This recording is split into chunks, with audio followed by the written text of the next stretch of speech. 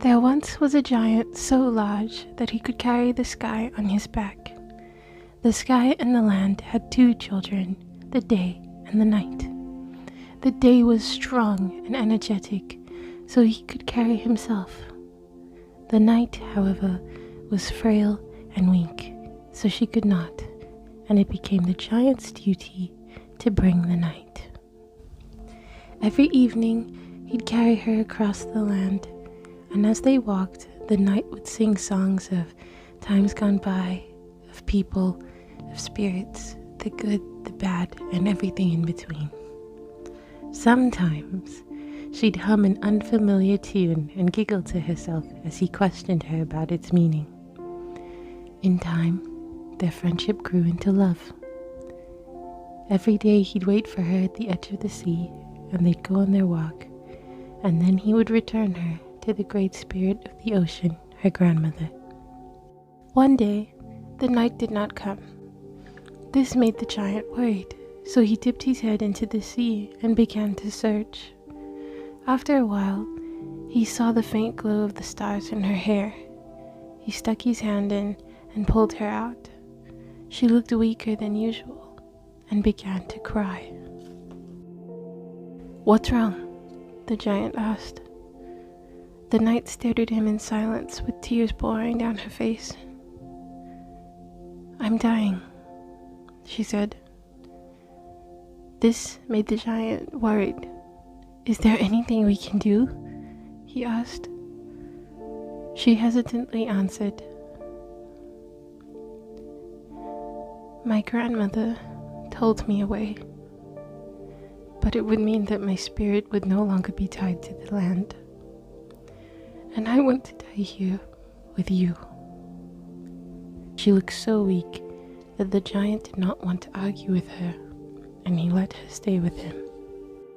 After some time, the knight fell asleep, but the giant was too worried, so he got up and ran further down the path to the sea than they usually walked, and called for her grandmother. He begged her to tell him a way to save the knight. She listened.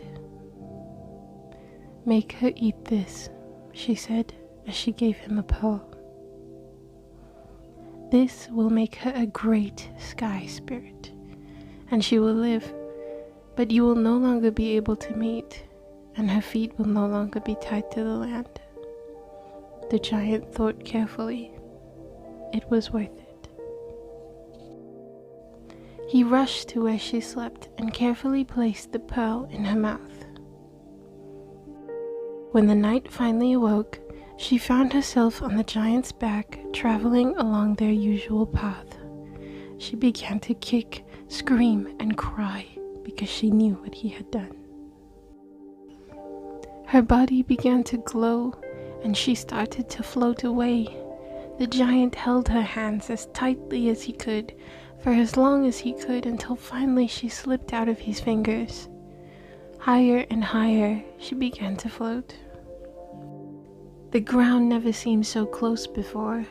The air never felt so dense, so confined, trapped. Tears began to stream down his face. He felt numb. There was nothing he could do, and in that moment he almost wished that the ground would give way and swallow him.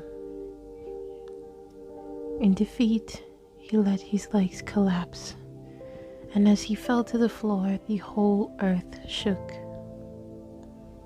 The world became quiet, and in silence he stayed immobile. The sky grew heavy, and rain began to fall as they wept. The night became the great sky spirit known as the moon, and the giant became a great mountain, never leaving that spot where he was able to watch the land, the sky, the sea, each day, each night, and the moon.